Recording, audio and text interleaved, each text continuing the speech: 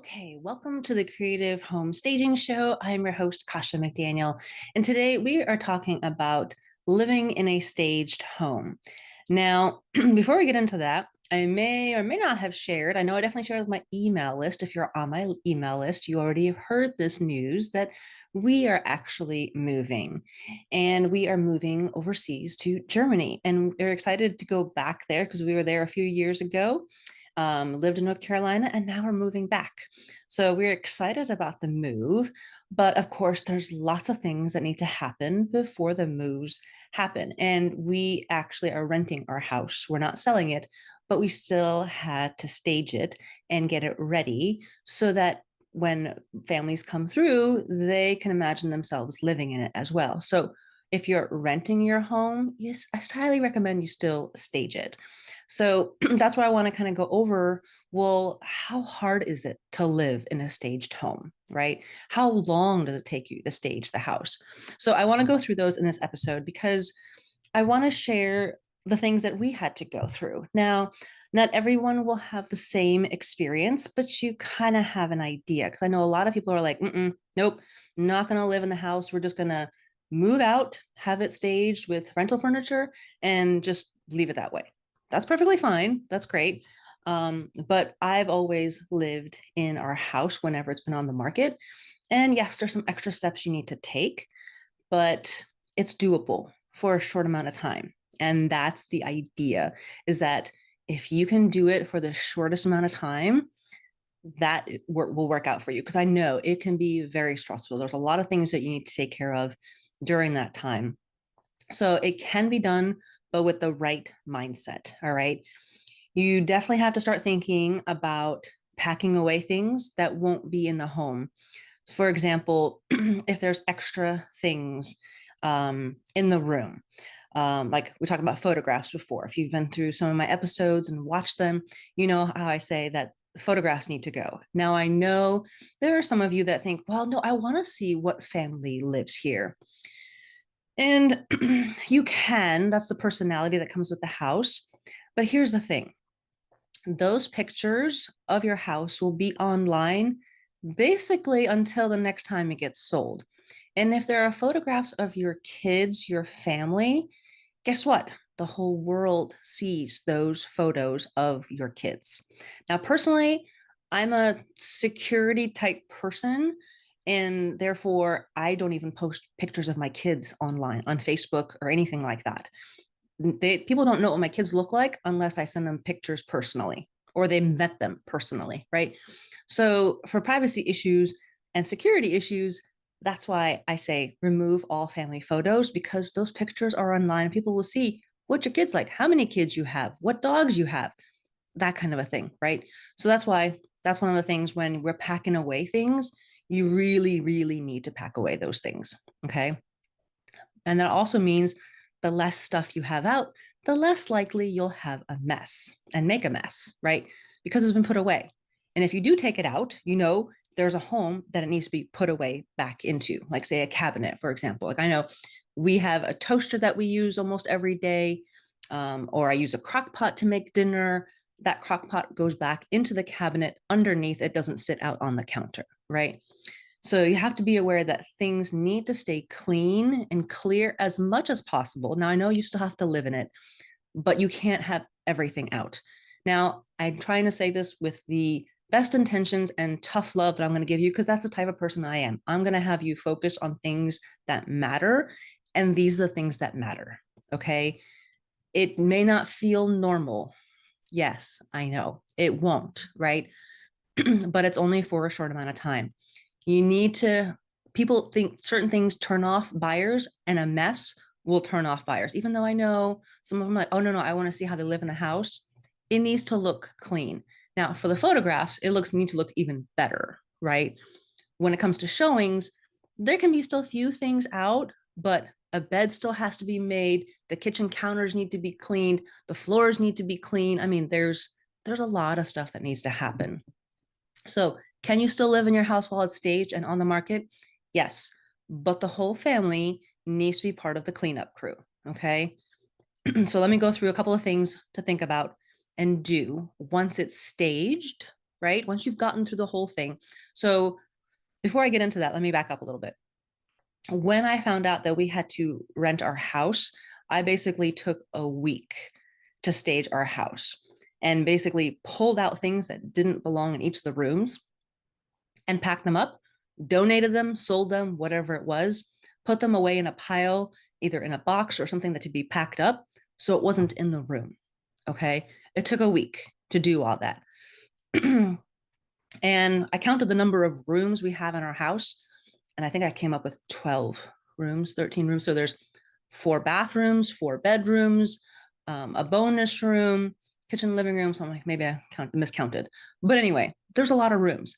But what happened was that I actually had the kids help me out with their bedrooms because they're older, they're teenagers, right? But what happened was that they took care of their bedrooms. They also helped me take care of a craft room that we call, and then a bonus room. So they took care of those 4 rooms.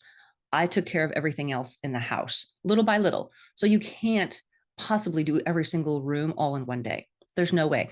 But if you take bite-sized chunks, and that's what I totally recommend doing when it comes to staging your house, that you work on one room at a time.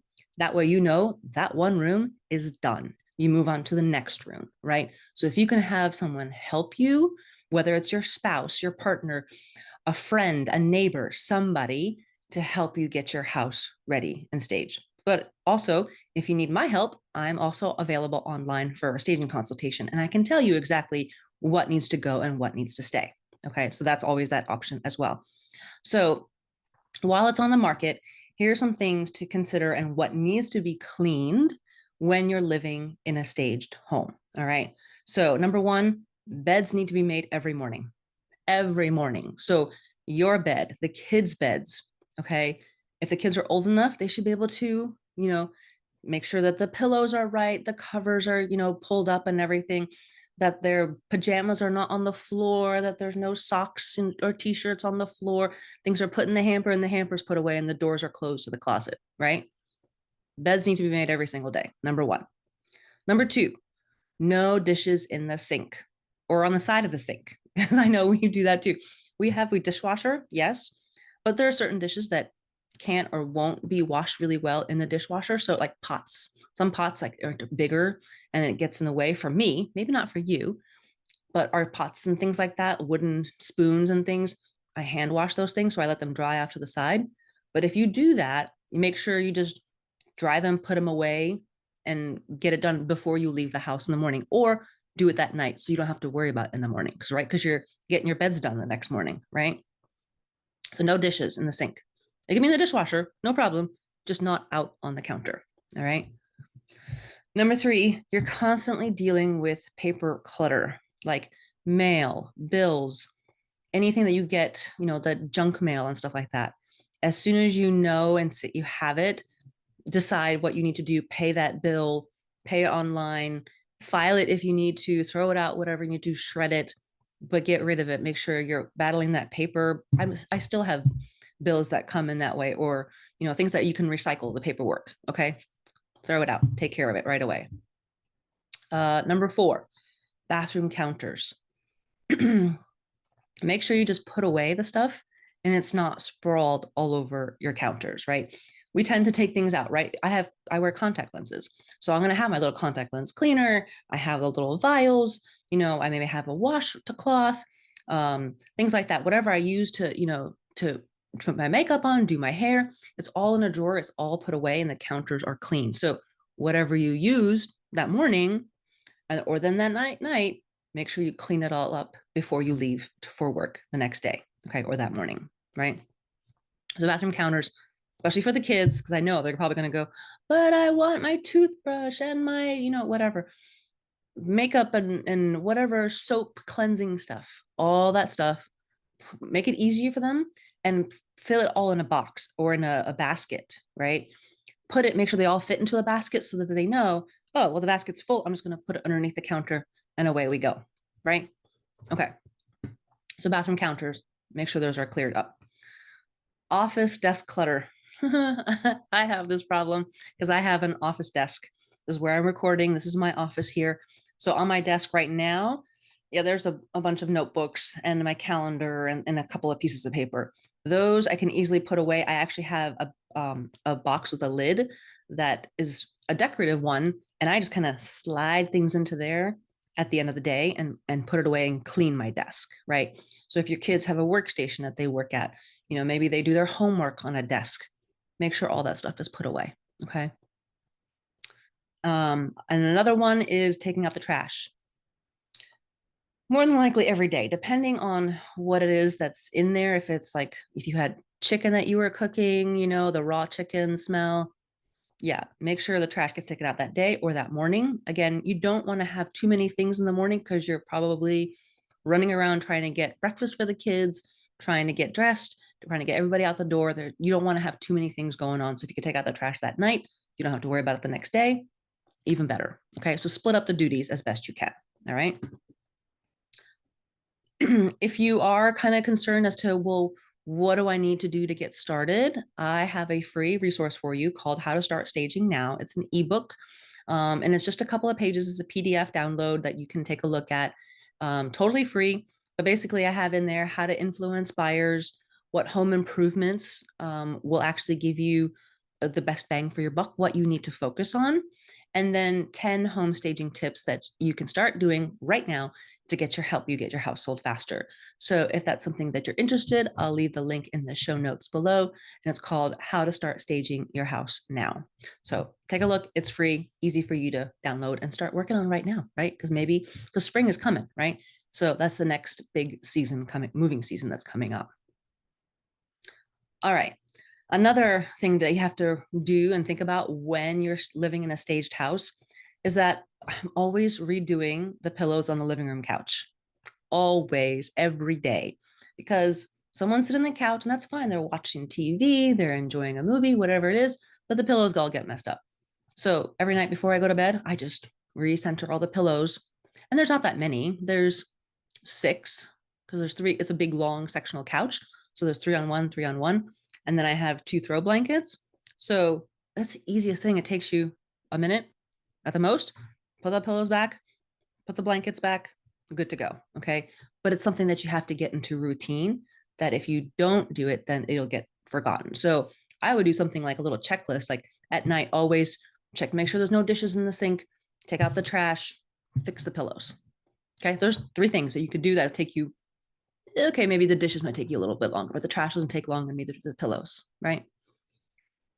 Another thing that you need to keep up with is the daily sweeping and the vacuuming of floors. Now, sometimes there won't be much, but if you do the majority of the vacuuming and stuff, even before the pictures, then it's just light sweeping, right? It's maybe some crumbs that fell while you were cooking, right? Or maybe it's just some dirt or leaves that came in, right, while you were opening the front door.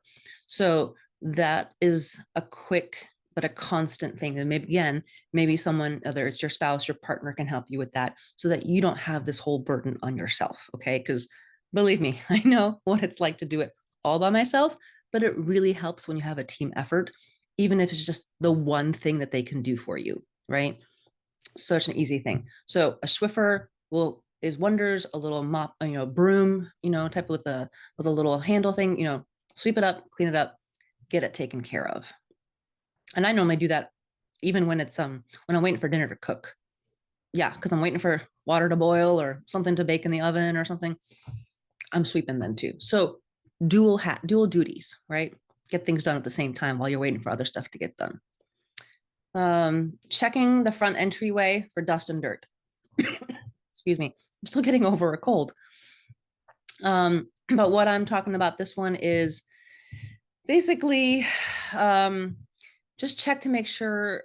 We get a lot of dust and dirt because we have a dirt road, right? So we tend to have a lot more dust coming up. So just check for cobwebs. May not be every day, maybe every couple of days, once a week, something like that, just to make sure that it's swept up and taken care of, right? And another thing that I want to bring up, if you have a pool and it's that time of the year, it's not closed yet. Ours was open for a little bit later in the season. So you got to make sure that the pool is kept clean, right? So if you don't have a pool, this doesn't apply to you. But those are just some things. I think that's like 9 or 10 things that I have there for you of what I have to constantly think about when it comes to keep living in a staged house to make sure that it's ready for showings so that it doesn't overwhelm you, because you did the majority of the cleaning beforehand, right? You did the staging, you did the decluttering, you did the cleaning and everything like that. Now it's just maintenance mode. That's all we're doing. That is all, right? And it can be a little more stressful, but as long as you did it and the pictures look fantastic, then you don't have as much to show and much work to do, right? So one of the things I do want to bring up is I do have a group membership starting January 2nd of 2025. So this is going to be my last episode for the year, but I want to bring this up to you guys. If you're interested and you're needing to have some home staging tips, maybe you need some advice, or maybe you post a picture and say, hey, does this look okay? You know, what do y'all think about this? Is this too much stuff or whatever? So it's a like-minded community on Facebook. Now, I'm a Facebook lover. I love sitting on Facebook. Instagram is not my jam. It really isn't. I'm out there, but Facebook is more my jam. All right. So if you're on Facebook and you would need some help with staging, I have this new Facebook group membership that I'm going to start January 2nd. I'll put the link in the show notes so you can take a look at it and decide if that's for you. If that's something that you need help with, fantastic. I would love to see you in that community and would love to help you out with that, with home staging tips. Okay. So take a look at that. And I hope those tips are something that you can use to help you think about whether you should live in a staged house or not, right? But it's not meant to be last forever, all right? So here's the thing. When I staged our house just recently, I said it took me a week, right? I had a deadline. So I knew that the photographer was coming on such and such date. That gave me a timeline as to when I had to work on which room, how much time I had left. When you have a deadline, you know you'll work towards it, right?